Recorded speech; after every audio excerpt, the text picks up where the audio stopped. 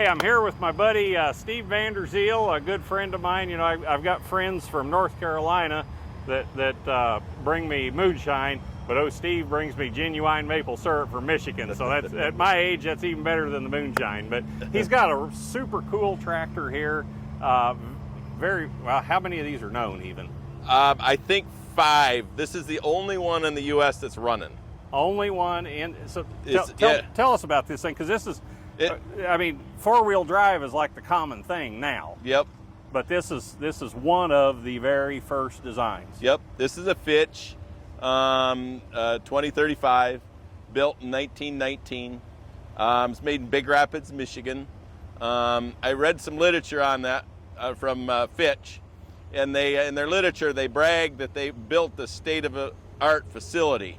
It was 60 by 200. And that's where they built them in Big Rapids. And that was the entire tractor plant then. Yep, that was the entire plant. Yeah. It's 4-wheel drive, very rare at the time, and it's full-time 4-wheel drive. It's got a Climax motor. I acquired it from a guy in Washington State. He restored it. And why do you figure it ended up all the way out there in Washington? I have no idea. You know, they were used in Big Rapids, is northern Michigan. They were used heavy in the logging industry.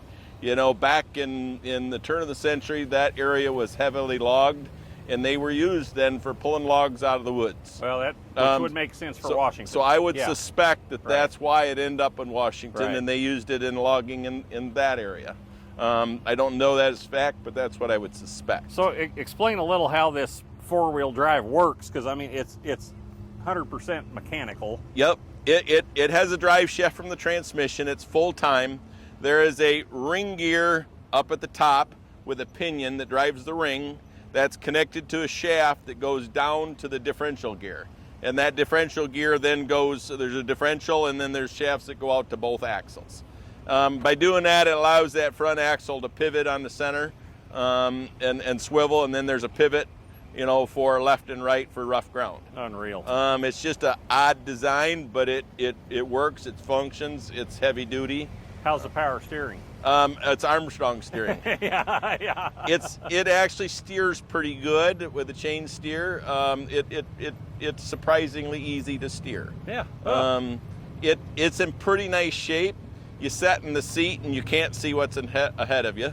Oh. I'm quite amazed the radiator doesn't have holes in it. You know, but sure, because you can't see.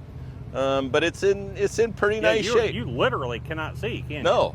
No. When you sit in the seat, you can't. You got to look around the hood each way. Wow. Had a little trouble with it this morning with the governor. It wanted to race a little bit, and I think we got that cured. A few things I need to do to it yet to make it better. The fuel tank leaks, which, you know, I got to build a new one. But you just found this. I had this just not long ago. I found it, and I haven't had time to do anything with it. And I says, I'm going to load it in the truck. We'll bring it to the show. If we make it run, great. If we don't, we'll look at it. Yeah. So that was kind of what I did. I would imagine it's been pretty good attraction. Oh yeah. Yeah. It you know, a lot of comments. I've never seen one like it. Well, if it's the only one, they probably didn't. Right. And it lived its life. It lived its life on the West Coast. So. You know, there was a showgrounds there that it was stored at, and then the guy was elderly and ailing in health, and he decided to sell it. And you know, if they were used in logging or anything like that, they got beat to pieces. Oh yeah, you know. So yeah. That's probably why none of them survived. Yep. And this one here, you know, it's pretty straight. It ain't been busted up. It's pretty straight tractor. Right. I was very, very fortunate to get a hold of it, and a friend of mine found it for me, and very grateful. Yeah, super cool, man. Thanks. Yep, thanks a bunch.